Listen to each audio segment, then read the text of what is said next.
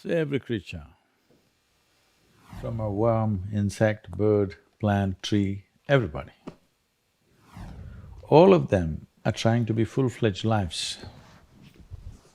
If one sees what's happening beneath the earth in terms of the root systems, it is an enormous effort for a plant or a tree to become a full-fledged tree.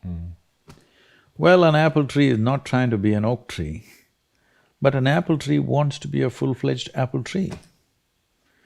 That effort is on in every life. So is it in human beings. But the problem with humanity is just this, that for every other creature, nature has drawn two lines. Within these two lines, they live and die.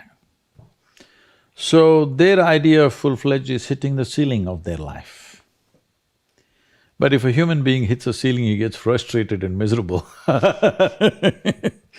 because nature, this process of evolution has delivered to us to a place where there is only the bottom line, there is no top line, though some human beings are trying to breach the bottom line and go below that effort also is going on So essentially, what human life is, when life was in the other forms of life that you see on the planet, nature determined a certain compulsive, instinctive ways of functioning. Once you become human, these lines have been removed. You can act consciously. That means what you call as human potential is not of any kind of measurable limit. It can go as far as you desire or as far as you have the courage to walk.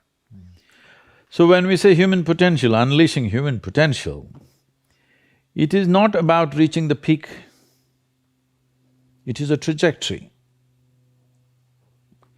Because what our life is a combination of a certain amount of time and energy. Time is rolling away for all of us at the same pace. If you sit, it rolls away, if you sleep, it rolls away, if you do something, it goes away, if you don't do anything, it goes away. You're happy or miserable, it goes away. Time is running out for all of us. So it's only the energy that you can do different things with. If you bring your energies to a certain level of intensity and possibility, what somebody does in 10 years, you may do it in 1 year.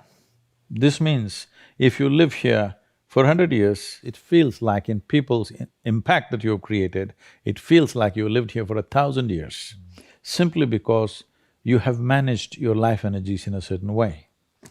So for me, a human being impactful means, how conscious have you become? This is very important.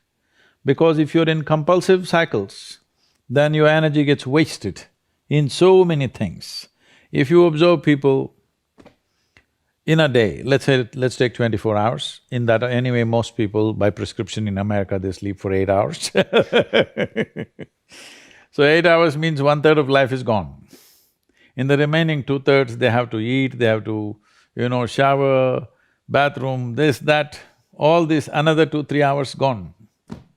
So literally 50% of life is gone, daily basis, just for basic maintenance of this life. 50% of the time is gone in maintenance, remaining 50%, what they have. If you look at every single move that they may make with their body, their thought process, their emotions, you will see a whole lot of it is happening in compulsive cycles.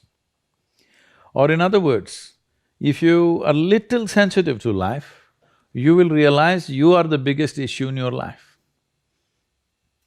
So this is one thing that I'm trying to do with people, that you are never the issue in your life. I'm not the issue. My thought, my emotion, my body is never the issue.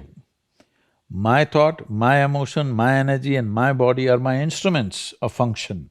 They are not impediments in my life.